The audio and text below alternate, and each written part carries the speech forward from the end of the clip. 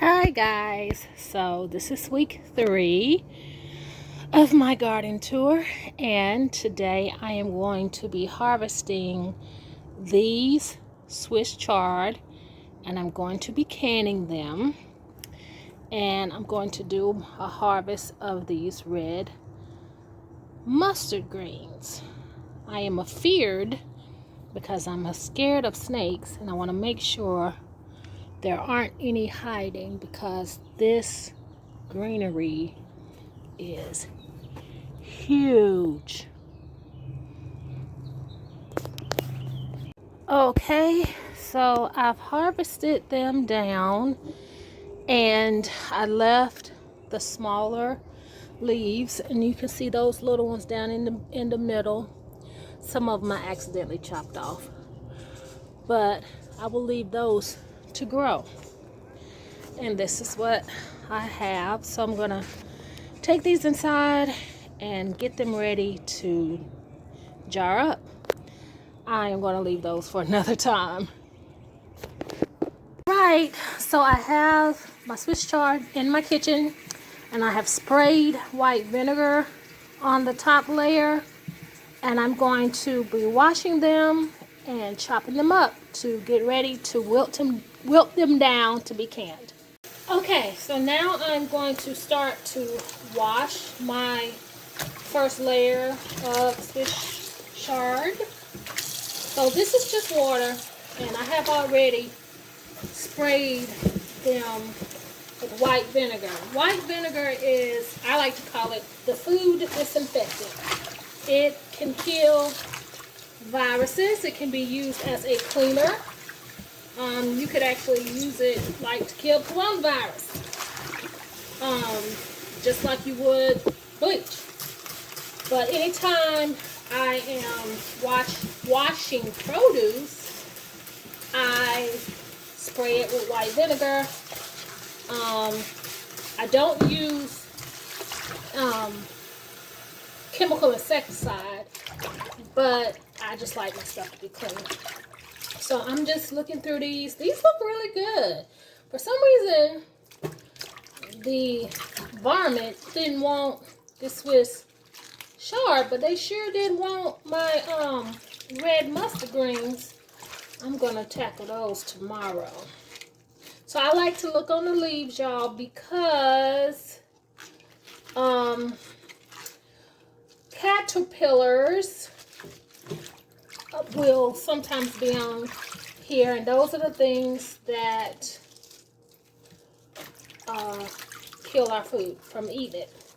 If you ever see like little white butterflies flying around, they are laying little babies on your food, and those little babies, I don't know if I want that one. I'm gonna lay that to the side. Those little babies hatch, and they munch on your greens. And sometimes if you flip over the bottom of the leaf, you can find said babies, little worms or caterpillars. I can't say that to save my life. And for some reason I don't have any. So it is early in the season. It is just the middle of May. I started these from seed. Where did I start these? I started these in my greenhouse. Well, I started them inside, and then I moved them out to my greenhouse. And when I put them in the ground, they just took off. So these are relatively clean. Like I said, they weren't, I didn't have a lot of splash from the dirt. I have been watering with buckets. So I'm going to go ahead and finish this, and then we're going to go to the next step. Okay, so I have cleaned my Swiss chard, and I'm taking these big leaves. These leaves are big, y'all. And I am going to just roll them up. And then I am going to cut them like you would collard greens. Collard greens. I say collard because I'm country. Okay, so this is how I am doing the bigger leaves. Now the smaller leaves that kind of fell off, some of the stems, I just put them in a separate bowl, and I've just been tearing these with my fingers. Something's interesting that I'm having to figure out what to do with are these. These are the stems. They look like celery, don't they? So I think I'm going to ferment these, and I'll show y'all what I mean by that later. But it looked like they would be good to snack on. I try not to waste any of the food that I grow, because the purpose of me growing is food sustainability, and it's my goal to one day retire on a homestead. So every bit of food that I grow, I want to preserve and put back. So this will be canned, pressure canned, and these stems I think I'm going to ferment, which is like pickling. Okay, so I want to show y'all how much came of what I processed. So it's like a big bowl and a big bucket, and then in the sink are the stems. So now I'm going to get ready to wilt this stuff right here. Okay, so this is the consistency I like for my wilting. And some people, they will wilt them all together and leave them in a pot. But I don't like to do that, because I feel like the ones that got in there first get overcooked. So I just I just do them a batch at a time and take all of them out. I need a spoon here. And then start from scratch with a new batch, because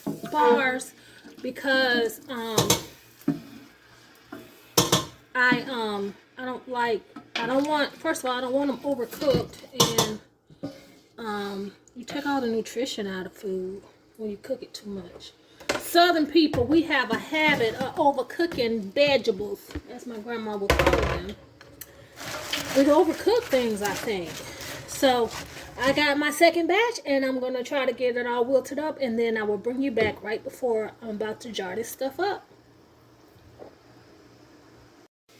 So in my pot, I have some water. I have about 2 cups in this stock pot of water. And I am going to start to place my chard in here to wilt it down.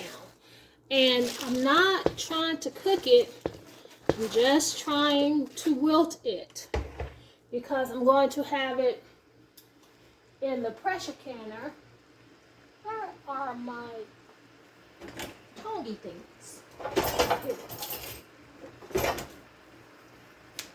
Okay, so I'm just going to wilt these down. That's all we're doing here. I didn't add a whole lot of water, because there's a lot of water in the greens. So they're going to add more water to it. So I'll bring you back when this is a little further along. Whoops. Okay, y'all, so I'm back, and I am ready to jar up my Swiss chard. It smells like spinach, Swiss chard does. So I'm not going to do a really in-depth canning video. There are lots of canning videos. There's lots of free information on the internet. The National Association of Food Preservation, I think is what it's called. They have a wonderful website, and everything is on there. I mean, everything. Drying, making jerky, canning, pickling, all the things. Okay? So, I am just putting this wilted chard, and what is that?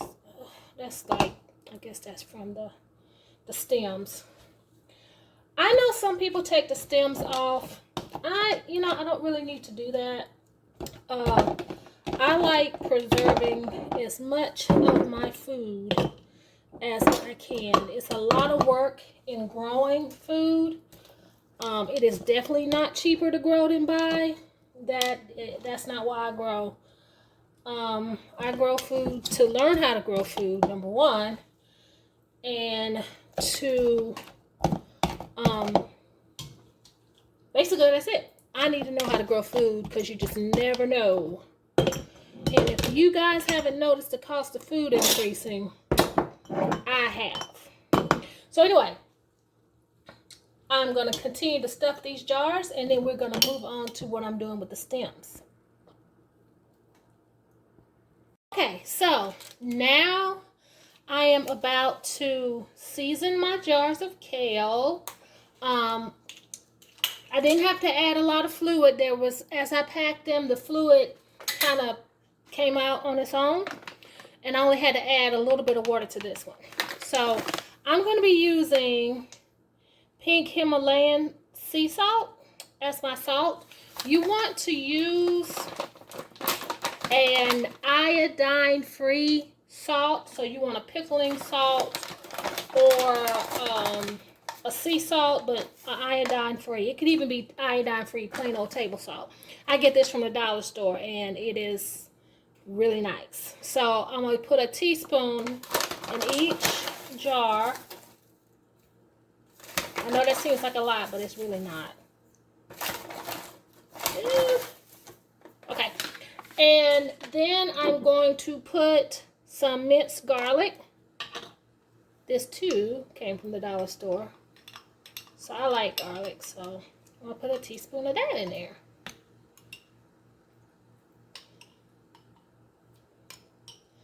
And then I'm just going to sprinkle a little tanchy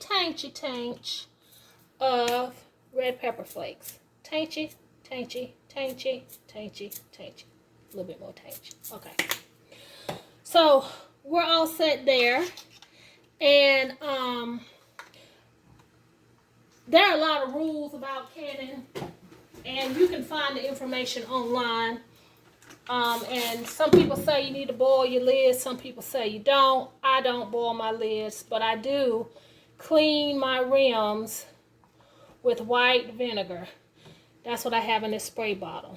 A spray bottle of white vinegar is a wonder in the kitchen. Okay, brand new lids always when you're canning. Now, if you want to pickle and use a used lid, that's fine. But when you're pressure canning, in order for the seal to not be compromised, you need a new canning lid.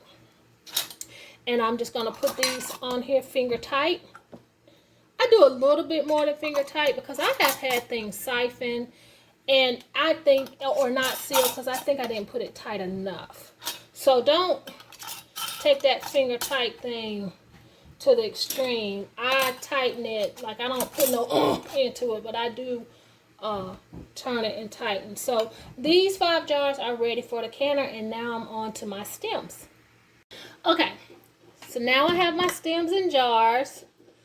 And I'm going to do a couple of different things. These are, this chard is called Bright Lights chard, so there were different colors.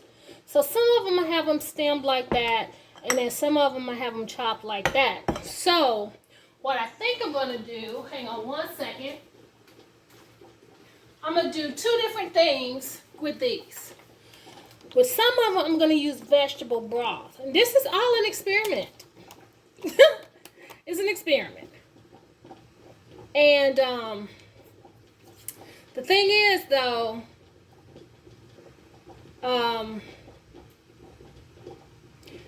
if this is 1, 2, 3, 4, 5, 6, 7 jars of food that I would have otherwise thrown out.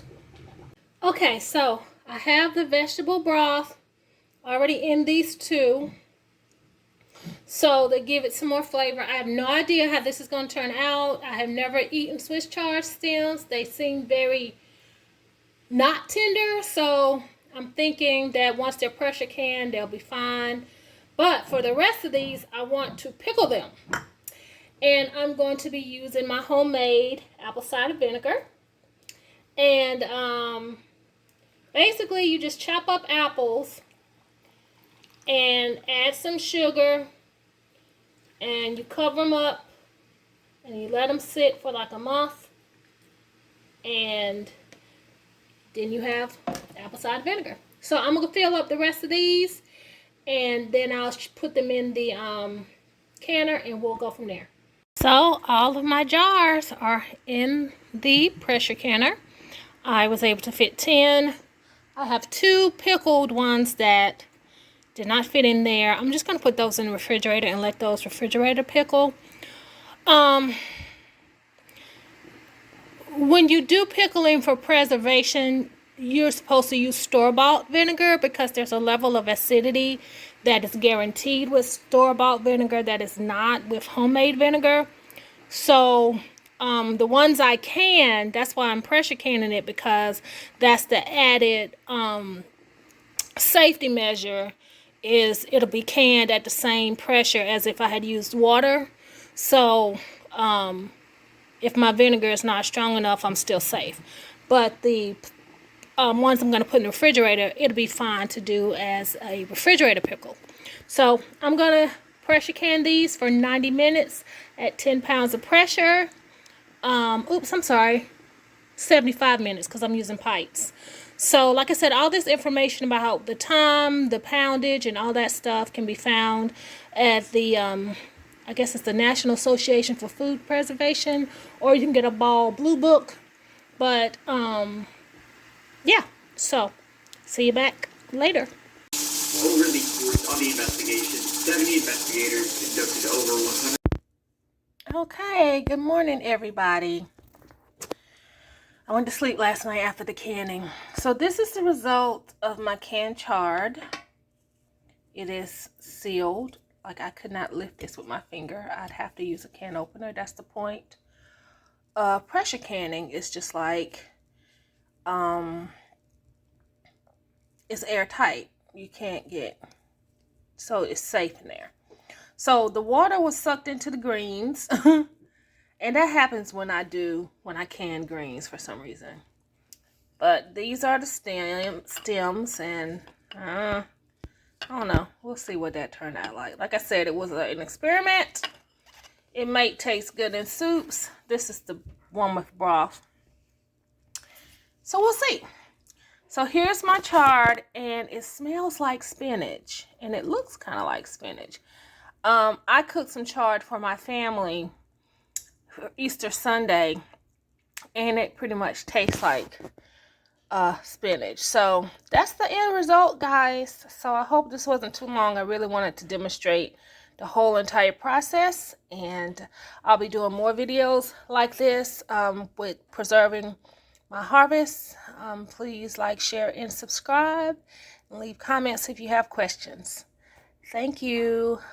Grow with y'all later. Bye.